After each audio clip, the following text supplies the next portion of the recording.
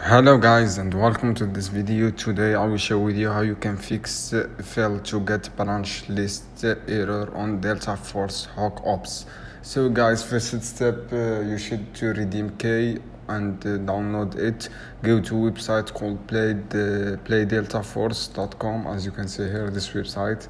After that guys, make sure to log into Level Infinity Pass and select join test and complete ask the question.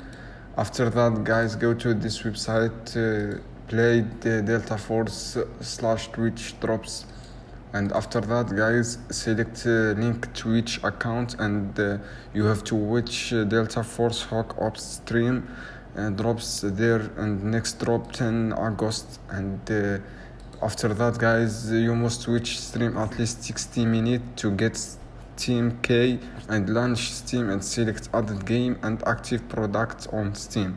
I hope guys this video helpful for you, and don't forget to subscribe, like, share this video for more content.